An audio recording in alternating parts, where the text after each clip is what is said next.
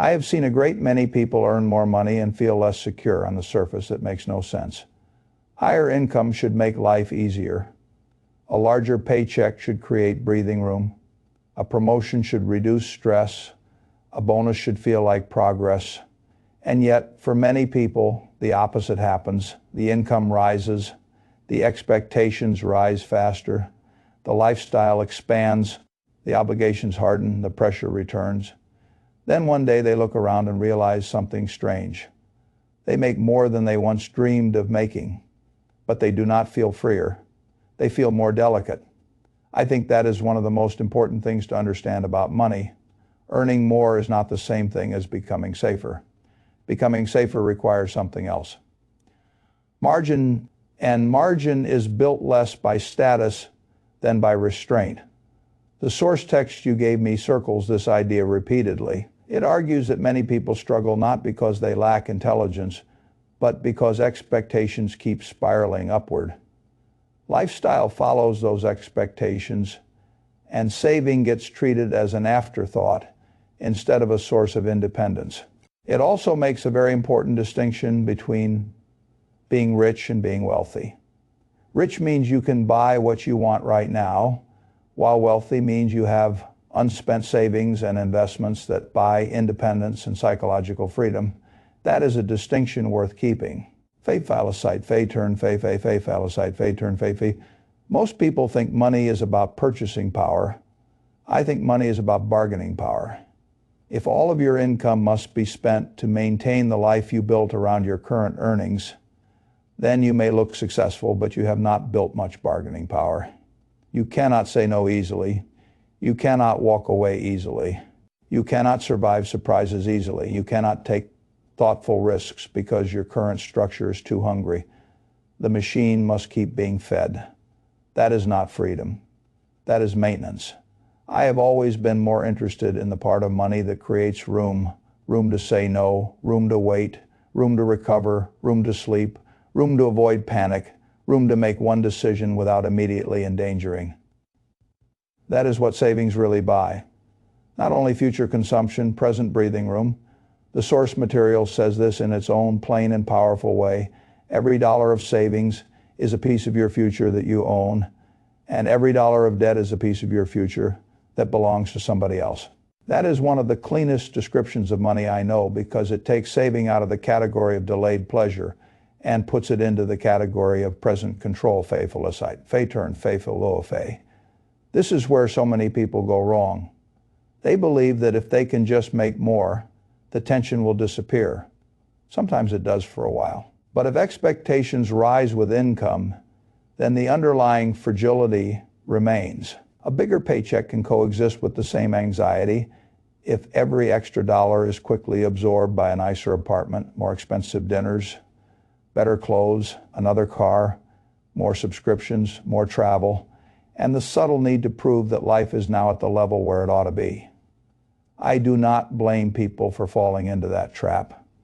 The environment is designed for it. One of the strongest sections in your file talks about the way expectations spiral.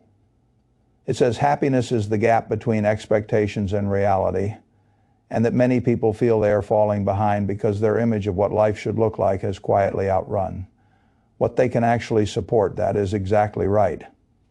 If your internal standard is being set by social comparison, then even a decent life can feel insufficient. Fei phalocite, fei turn, fei. I have never thought the central question was how much money a person makes. The deeper question is what kind of life that person now feels entitled to. That is the part that determines whether income turns into security or evaporates into pressure. I think one of the saddest things that happens with money is that people stop noticing how much peace they could buy simply by wanting a little less. That sounds like a sermon, but it is really arithmetic. If one person needs $10,000 a month to feel normal and another needs $4,000, the second person has an enormous hidden advantage, even if the first person earns more. The source text uses this idea beautifully. It says that if you do not need much to be happy, your savings become much more powerful because the same dollar buys more freedom relative to your lifestyle. Fei phalocite, fei turn, fei philo, fei turn, fei la, fei. That is what people miss. Savings do not have a fixed value. Their power depends on the size of the life they are being asked to defend. A person who lives modestly may feel wealthy with a relatively small cushion because that cushion covers so much of what matters. A person with high fixed costs may feel permanently exposed despite earning much more because nothing in the system has room to bend. This is why I have always thought that one of the greatest financial superpowers is low required maintenance. Not low ambition, not deprivation. Low required maintenance. A person can live well without living expensively. A person can enjoy his family, his friends, his health, a decent home, and a decent rhythm of life without turning every dollar of income into a recurring obligation. Your source file makes this point through a personal contrast describing the shift from a middle-class mountain town to a place saturated with wealth signals and how quickly that changed the definition of what rich was supposed to look like. That is one of the most realistic observations in the entire document. Environment rewrites aspiration faster than people realize. Fay Felicite, Fay Turn, Fay to Fay. This is why I am deeply suspicious of comparison as a financial strategy. Comparison is very expensive. It teaches you to buy things for symbolic reasons. It teaches you to let external standards set internal expectations. It teaches you to think that visible success and real security are the same thing. They are not. A person can look rich and be fragile. A person can look modest and be strong. That distinction matters more than almost any luxury purchase ever will. The source text distinction between rich and wealthy is so useful because it cuts straight through this confusion. Rich is the ability to spend. Wealthy is the ownership of resources that are not currently being consumed and that buy independence from other people's demands. That is the version of wealth I respect. Not because it looks better, because it functions better. Fay Felicite, Fay Turn, Fay You, Fay. Now, I know many people hear a message like this and immediately think it is telling them to live like monks. That is not my view. I have never believed that all spending is foolish. Some spending improves life, some spending reduces pain, some spending creates memories, some spending buys time, some spending buys convenience that is genuinely worth its price. The source text says this too. It explicitly rejects the idea that the answer is to save everything and deny every pleasure. That is not the point. The point is not to eliminate spending. The point is to stop confusing all spending with progress. Fay Felicite, Fay Turn, Fay to Fay, that is a very important distinction because good spending exists. The problem is that many households do not know the difference between spending that improves life and spending that merely raises the maintenance cost of identity. One creates utility, the other creates pressure. You can only tell them apart if you are honest. That honesty begins with one of the simplest and hardest acts in personal finance. Look directly at the numbers. How much comes in? How much goes out? What categories quietly grew without permission? What obligations hardened over time? Where the emotional spending lives? Where the comparison spending lives? Where the convenience spending lives? Where the fear spending lives? The source text is very strong here. It says many people are not stupid, they are disconnected. They do not actually know what is coming in or where it is going. They are living in a blur. And the first practical step is to end the blur. That is excellent advice. You cannot improve a system you refuse to measure. Fay Felicite, Fay Turn, Fay Fay. I think this is where people finally regain dignity with money. Not when the number becomes huge. When the picture becomes clear.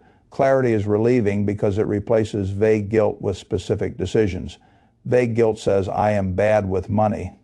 Clarity says, I am spending too much here, not enough there, and I need to fix these two behaviors first. One is shame, the other is management, and management is where improvement becomes possible. From there, the next step is almost embarrassingly simple. Make saving automatic. The source material recommends treating saving as a fixed expense and automating contributions, even if the amount starts small. It suggests something like 10% as a habit, but emphasizes that any amount is better than none. This is exactly right, because automation moves saving out of the territory of intention and into the territory of structure. Fay Felicite, Fay Turn, Fay File, Fay Structure matters because life does not stay smooth. If your saving plan depends on each month feeling generous, then you do not have a saving plan. You have an optimistic fantasy. Life is volatile. Jobs change, markets wobble, health shifts, families absorb shocks, cars break, people leave, things fail. That is not pessimism. That is adulthood. The source text says this directly as well. It reminds the reader that savings are not only about growth, but about preparing for the near certainty that life will eventually surprise you in painful ways. I do not think that idea gets enough respect. Savings are not merely an investment in the future. They are a buffer against the fact that the future will not arrive cleanly. Fay file aside, fay turn, fay file, fay. This is why even small savings matter. People mock small numbers because they are obsessed with visible results. But small numbers are where identity begins. $100 saved can feel trivial to someone comparing himself to millionaires. It can feel extraordinary to someone who has never before had any room at all. One of the best passages in your source file describes exactly that feeling, the wealth of having $5,000 in the bank for the first time and how psychologically large that sum felt at that stage of life. That is not a childish feeling. It is a sign that money was finally beginning to buy margin. Faithful aside, fay turn, faithful fay margin is emotional as much as mathematical. That is what people often miss. A cushion does not only change what you can buy, it changes how you think. It changes whether every inconvenience becomes a crisis. It changes how urgently you cling to the next paycheck. It changes your willingness to endure a bad boss, a bad client, a bad deal, or a bad contract. It changes how easily other people can push you around. That is why savings are powerful long before they look impressive on paper. They start changing your psychology before they transform your balance sheet. And once that happens, your relationship with money starts to mature. You stop asking only, how do I make more? You begin asking, what am I trying to feel safer from? What am I trying to be freer to do? What level of life do I actually want to defend? What price am I paying for unnecessary expectations? Those are adult questions, and they lead to a better form of wealth than raw income alone ever can. This also changes the way you think about investment. The source text makes a point I strongly agree with. It says the fee for doing well in investing is not broker commissions or platform charges alone. The deeper fee is emotional. It is the cost of enduring uncertainty, volatility, and long stretches when nothing seems to happen. That is the admission price. Faithful aside, fay turn, fay fi. That is a wonderful phrase. The cost of admission, because it reminds people that returns are not gifts. They are compensation for enduring discomfort. The market does not reward you for being clever every week. It rewards you over long stretches for surviving your own emotions. That is why patience matters so much more than people expect. Compounding is a simple idea and an emotionally difficult experience. The money grows, and then the growth itself starts producing more growth, but almost nobody gets excited about compounding. In the years when compounding still looks boring, that is why the patient investor always seems more impressive in hindsight than he looked in real time. The source text says almost all of Buffett's wealth came after age 60. That fact matters because it reminds people what long duration actually does. Great fortunes often look like late magic to outsiders, but they are usually early discipline stretched across decades. Fay file aside, fay turn, fay file, fay. This is also why I do not admire financial excitement very much. Excitement usually creates stories. Patience creates wealth. Most people want the story first. They want the dramatic return, the clever trade, the hot asset, the shortcut. But staying average or merely decent for an above average period of time can beat brilliance that refuses to stay put. The source text emphasizes this too. Investing success is less about a dazzling annual return than about staying invested long enough for ordinary compounding to become extraordinary.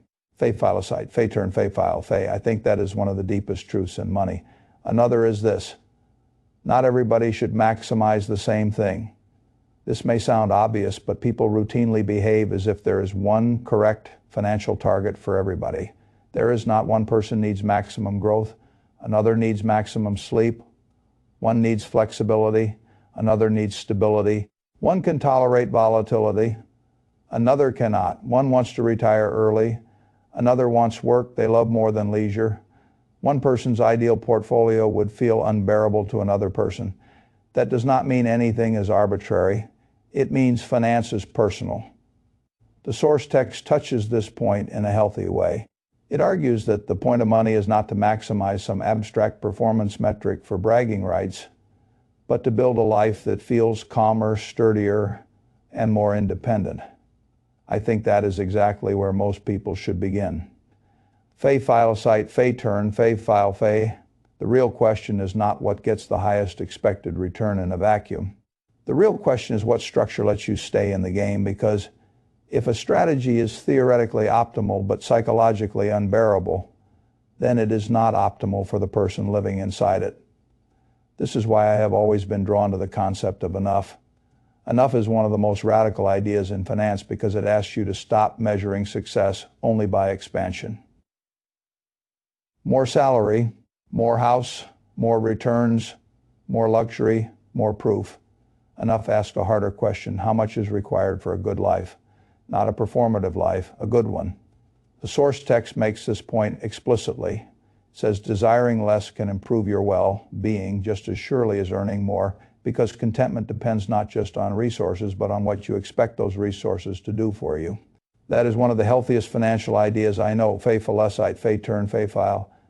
A person who defines enough gains something that endless comparison can never deliver. He gains a stopping point. That stopping point does not end ambition. It disciplines ambition. It lets money have a purpose beyond escalation. It lets savings feel meaningful instead of perpetually inadequate. It lets ordinary pleasures stay pleasurable. It lets independence grow because maintenance costs stop racing ahead of earnings. And perhaps most importantly, it lets contentment enter the picture. Contentment is underrated because it is hard to photograph. You cannot post contentment as easily as you can post luxury, but contentment may be the highest return money can produce. It is the feeling that what you have is enough for a life you actually want. It is the feeling that your bills do not own your spirit. It is the feeling that your future is not being auctioned off one monthly payment at a time. It is the feeling that your goals are yours, not borrowed from the crowd. That, to me, is what mature financial success looks like. Not loud, not flashy, not always fast, useful, calm, independent, capable of absorbing life without breaking. And if money cannot help you build that kind of life, then I am not sure what you were collecting it for in the first place.